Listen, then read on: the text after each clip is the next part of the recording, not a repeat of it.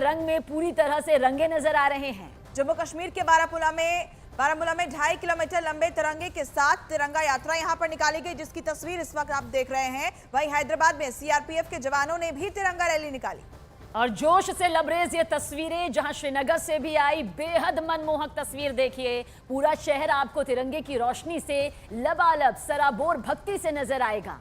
और श्रीनगर में सीआरपीएफ जवानों ने तिरंगे के साथ तिरंगा यात्रा निकाली है। लखनऊ में 10,000 मदरसा छात्रों ने तिरंगा यात्रा निकाली। ये तस्वीरें बहुत खास हैं।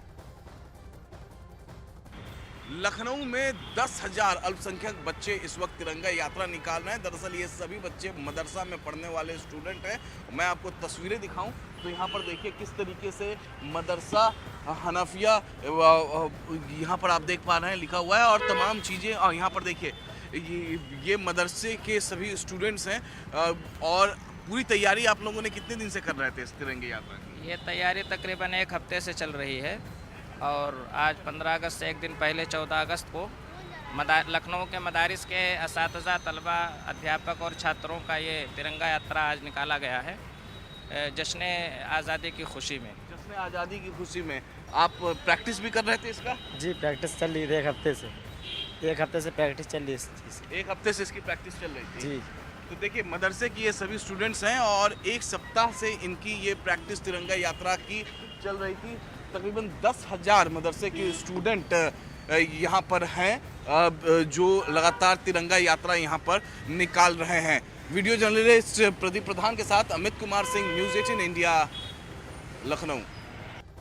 और घर घर तिरंगा अभियान के बीच देश भर में जवानों का जोश भी हाई नजर आ रहा है। तस्वीरें आपके सामने यहाँ पर जरूर रखेंगे जो ये बताने के लिए काफी है कि किस तरह से बांग्लादेश से सटे पश्चिम बंगाल के जिले नादिया में बीएसएफ जवानों ने तिरंगा रैली निकाली।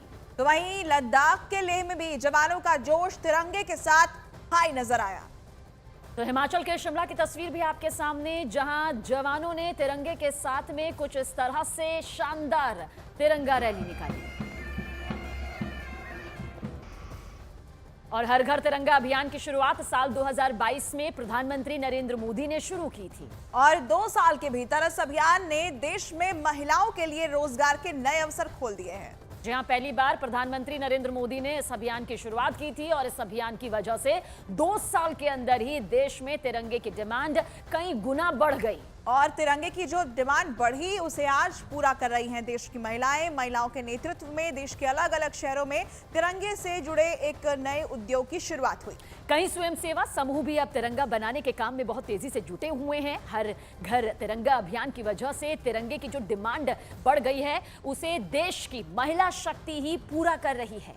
पहली बार जब हर घर तिरंगा अभियान शुरू हुआ तो केंद्र सरकार ने 7.5 करोड़ तिरंगा राज्यों को दिए थे, जो डाक के जरिए राज्यों को तिरंगा भिजवाए गए थे। और इसके बाद तिरंगे के उत्पादन को लेकर महिलाओं ने मोर्चा संभाला और साल 2023 में स्वयंसेवी समूह ने तिरंगे का उत्पादन शुरू कर दिया।